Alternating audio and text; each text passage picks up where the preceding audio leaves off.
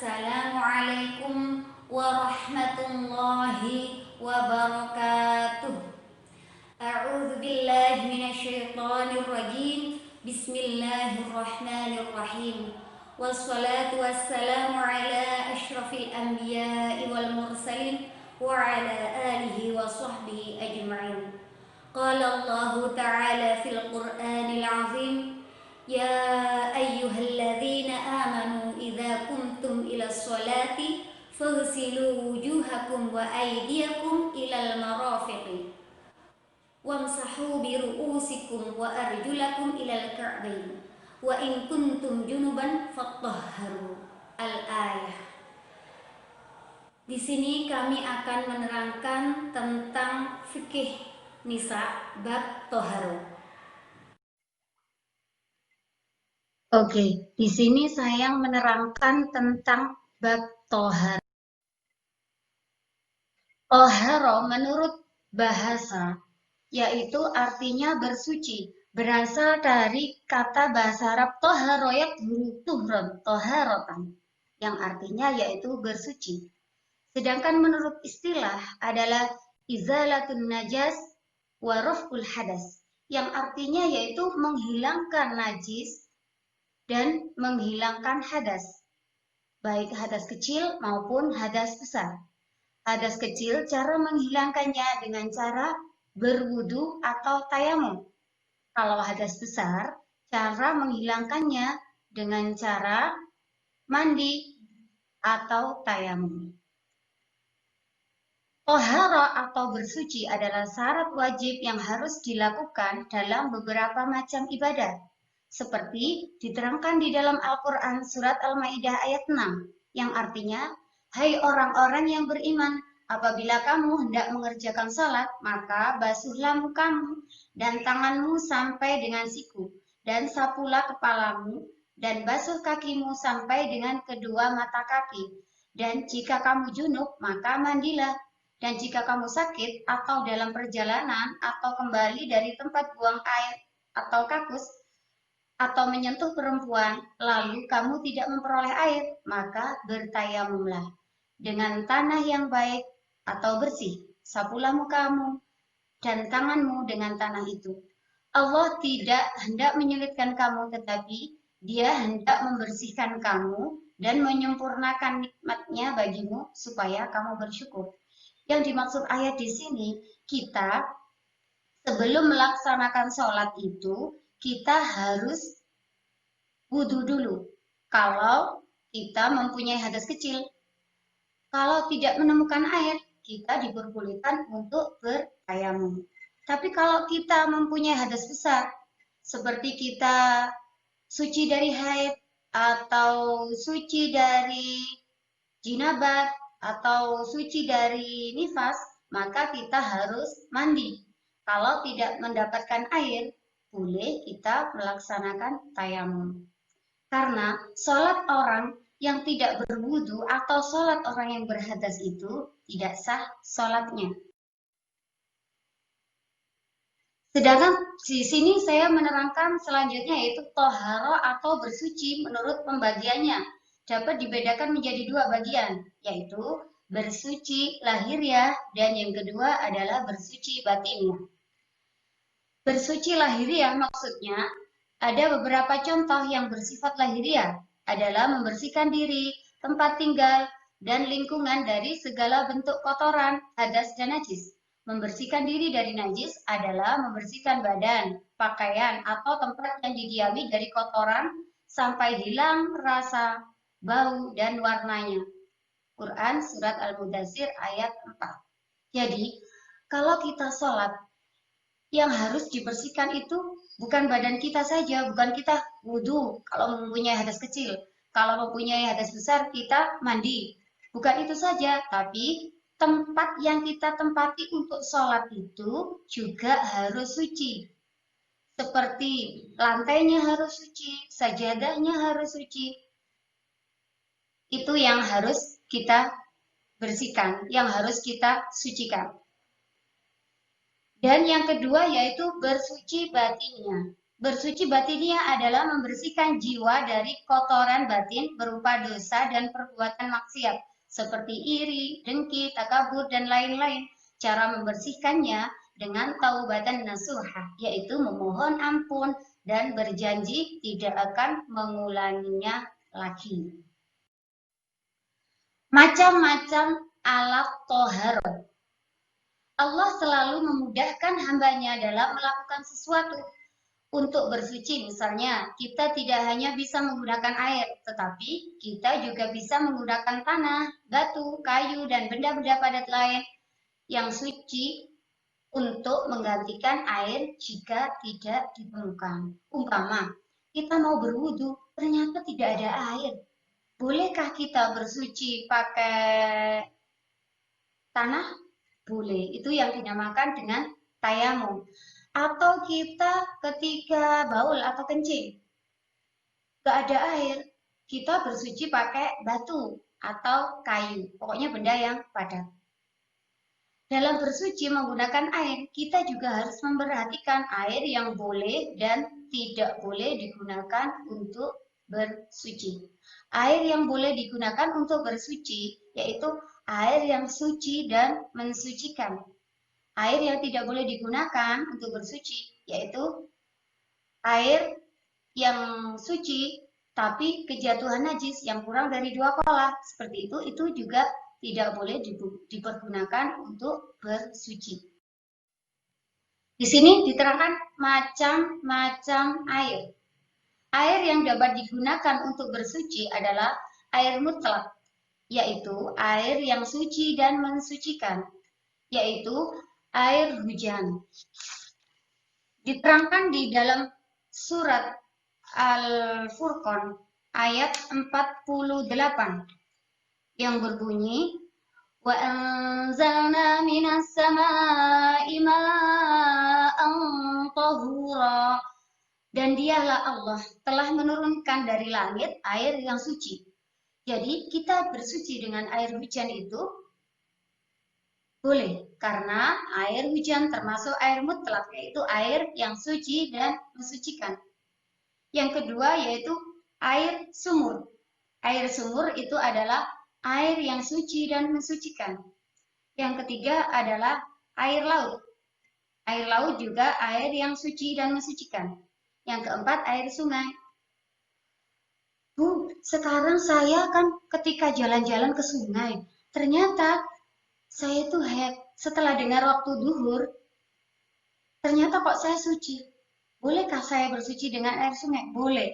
Langsung masuk ke dalam sungai, kita langsung mandi di sungai dengan niat kita bersuci dari hadas besar, itu langsung sudah suci. Yang kelima yaitu air danau, air telaga. Air telaga juga suci dan mensucikan. Yang keenam air salju, dan yang ketujuh air embun. Di sini diterangkan dalam Quran surat Al-Anfal ayat 11 yang artinya, ingatlah ketika Allah menjadikan kamu mengantuk sebagai suatu penentraman daripadanya, dan Allah menurunkan kepadamu hujan dari langit untuk mensucikan kamu dengan hujan itu dan menghilangkan dari kamu gangguan-gangguan setan, dan untuk menguatkan hatimu dan memperteguh dengannya telapak kakimu. Sekarang macam-macam air. Di sini macam-macam air. Yang pertama yaitu air suci tetapi tidak dapat mensucikan, yaitu air yang halal untuk diminum tapi tidak dapat digunakan untuk bersuci, seperti air teh, air kopi, air sirup, air kelapa, dan lain sebagainya. Yang kedua yaitu air musyammas. Air musyammas adalah air yang terjemur oleh matahari dalam bejana. Selain emas dan perak, air ini makruh digunakan untuk bersuci. Boleh, tapi digunakan untuk bersuci itu makruh. Yang ketiga adalah air mustakmal. Air mustakmal yaitu air yang telah digunakan untuk bersuci. Air ini tidak boleh digunakan untuk bersuci walaupun tidak berubah rasa, bau, maupun warnanya. Jadi air setelah digunakan untuk wudhu atau mandi, digunakan lagi itu tidak boleh namanya air mustakmal, walaupun tidak berubah. Yang keempat adalah air mutanajis, yaitu air yang sudah terkena najis, baik yang sudah berubah rasa, warna, dan baunya, maupun yang tidak berubah, dalam jumlah yang sedikit, yaitu kurang dari 2 kulah. 2 kulah yaitu 270 liter menurut ulama kontemporer. Yang dimaksud di sini, air mutanajis yaitu kalau air itu kurang dari 2 kolah, umpama kejatuhan tai tikus atau tai cicak, pokoknya kejatuhan najis, itu air itu sudah mutanajis, tidak bisa digunakan untuk bersuci. Tetapi kalau air itu lebih dari 270 liter, bagaimana? Kejatuhan tai tikus umpama. Nah, selama air itu tidak berubah rasa, bau, maupun warnanya, air itu tetap suci. Cara-cara toharoh. Ada berbagai cara dalam bersuci, yaitu bersuci dengan air, seperti berwudu dan mandi junub atau mandi wajib. Ada juga bersuci dengan menggunakan debu, tanah, yaitu dengan bertayamum, dan bisa juga menggunakan air, tanah, batu, dan kayu, yaitu dengan beristinja. Yang dimaksud di sini dengan bersuci dengan air, seperti wudhu dan mandi junub. Nah, kita berwudhu itu dengan menggunakan berwudhu kalau kita hadas kecil, menghilangkan hadas kecil dengan cara berwudhu. Tapi kalau menghilangkan hadas besar, seperti kita setelah haid, atau setelah nifas, atau setelah junub, maka kita wajib mandi. Cara-cara toharoh menurut pembagian najisnya. Di sini najis itu dibagi menjadi 3, yaitu najis ringan atau najis mukhafafah. Najis mukhafafah adalah najis yang berasal dari air kencing bayi laki-laki yang belum makan apapun kecuali air susu ibunya saja dan umurnya kurang dari 2 tahun. Cara membersihkan najis ini cukup dengan mempercikkan air ke bagian yang terkena najis.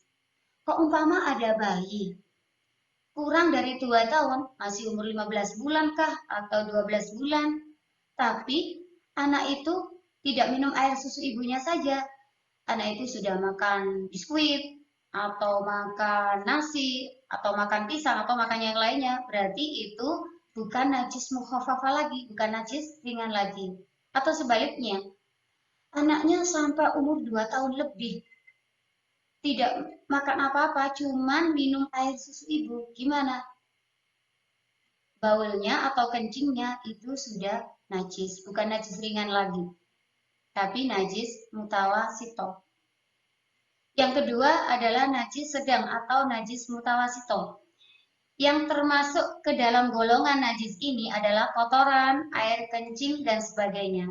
Cara membersihkannya cukup dengan membasuh atau menyiramnya dengan air sampai najis tersebut hilang, baik rasa, bau, dan warnanya. Cara membersihkannya bagaimana? Cara membersihkan najis mutawasito yaitu dengan menyiramnya. Kok umpama dengan disiram? Air kencing disiram kok belum hilang-hilang? Itu masih najis selama masih ada baunya, atau masih ada rasanya, atau masih ada warnanya. Tetap kita siram lagi sampai bersih, sampai tidak ada rasa, bau, dan warnanya. Dan yang ketiga di sini najis berat, yaitu najis muwalado. Najis berat adalah suatu materi yang kenajisannya ditetapkan berdasarkan dalil yang pasti atau qat'i, yaitu anjing dan babi. Cara membersihkannya yaitu dengan menghilangkan barang najisnya terlebih dahulu, lalu mencucinya dengan air bersih sebanyak 7 kali, dan salah satunya dengan tanah atau batu. Hikmah toharo. Toharo adalah sebagai pelindung diri dari virus corona atau COVID-19. Dalam persoalan bersuci atau toharo, sesungguhnya tanpa disadari mengandung muatan untuk menghindarkan diri dari kuman penyakit. Karena itu, syariah Islam tidak hanya mengatur ketentuan menyangkut media bersucinya, berupa air atau tanah, tetapi juga mengatur tata cara bersuci. Rasulullah Shallallahu Alaihi Wasallam bersabda, siapa berwudu lalu memperbagus wudunya, niscaya keluarlah kotoran-kotoran dari tubuhnya sampai keluar dari bawah kukunya. Riwayat Bukhari Muslim. Dengan demikian, seharusnya menjaga kebersihan menjadi pola hidup seorang muslim. Dengan kebiasaan hidup sehat dan bersih ini, maka akan menghindarkan kaum muslimin dari berbagai penyakit, terutama yaitu COVID-19. Semoga kita terjaga dari wabah virus COVID-19. Amin. Amin ya rabbal alamin.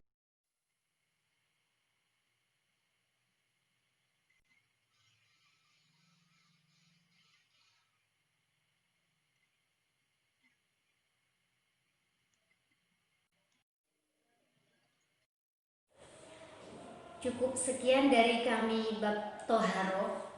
Semoga bermanfaat untuk anak-anak semuanya. Apabila ada kurang lebihnya, saya mohon maaf yang sebesar-besarnya. Akhiran, ihdinas siratal mustaqim. Wassalamualaikum warahmatullahi wabarakatuh.